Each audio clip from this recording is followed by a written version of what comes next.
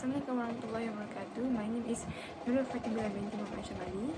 My metric number is 280733. So today, I will present my part, which is 2.0, the structure of financial system in China. So in 2012, banks dominated the Chinese financial system, providing credit to the private sector, worth 128% of GDP. So compared to the 48% in the United States. So however, China's bank market is underdeveloped. Supplying credit equivalent is only 41% of GDP compared to 242% in the US in 2012. So Chinese stock market had a market competition of around 44% of domestic GDP.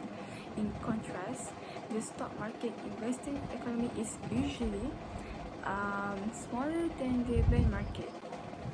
But most of the time, China's stock market are sometimes compared to casinos, as they are primarily driven by speculation rather than long-term investment. For example, over the last 5 years, the average annual turnover rate in Chinese stock markets has been 205%, with a recent height of 293% compared to 188% in the United States. So given that a major fraction of Chinese shares are non-tradable, owing to their ownership by government entities, this high turnover rate is particularly notable. So to allow fears that their share may flood the market, lowering prices, the government has self-imposed tax on share sales.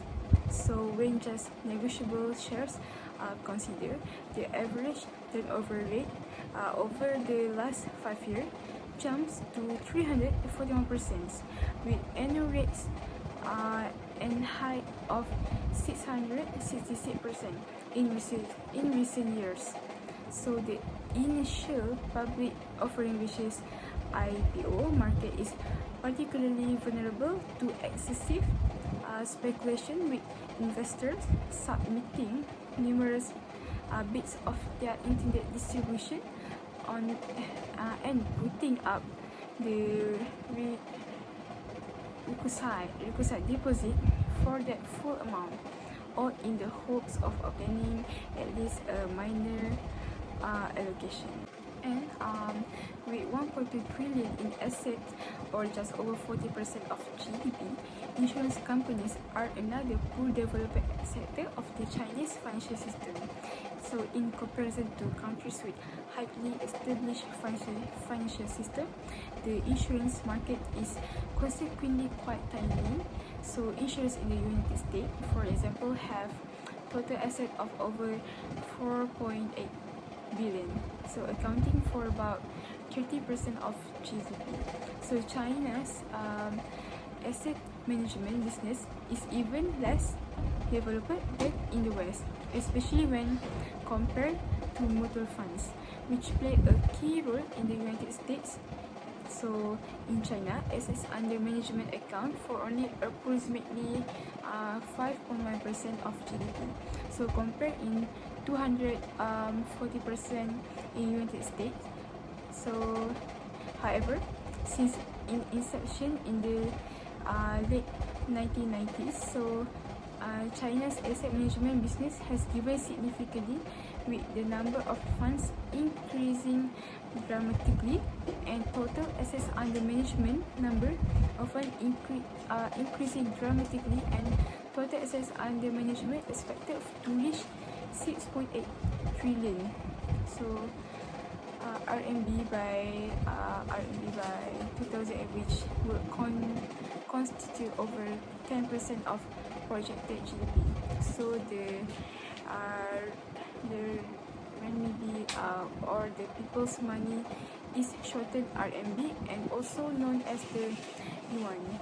So the RMB US dollar exchange rate is now between 6.1 and 6.2 too. Furthermore, China's regulators are split mostly by the major sort of activity they monitor. Thought there are certain overlaps and anomalies as in most countries. So the China Banking Regulatory Commission, which is CBRC, regulates banks. The China Securities Regulatory Commission, which is CSRC, regulates securities and financial markets, and the China Insurance Regulatory Commission regulates insurance, which is called CIRC. The People's Bank of China, which is PBOC, in addition to overseeing monetary policy, has significant regulatory responsibilities. So its responsibilities include crafting regulatory bills, addressing systemic risk, and ensuring financial stability. So it can act as a lender of last resort during a financial crisis, as practically all central banks, deposit and lending interest rates are likewise capped by PBOC, and it also handles the state administration of foreign exchange. So the exchange rate, not interest rate ceilings, on the other hand, are primarily determined of a high level with the State Council, the highest government body, finally making the final decision. Lastly, in practice, if not in theory, executives of huge state-owned financial institutions are functionally high-ranking government officials. So they all, for example, hold political position comparable to those held by officials in local and national government. For example, the CEO of Bank of China has the same political status as a PBOC, so vice president, or a provincial vice governor. So political positions are important because they give banks bargaining power with lower-ranking local government officials. So giving bank CEOs political status give them hidden political capital they can use to negotiate loan terms with local government, including opposing temptation to make profitable loans for political purpose.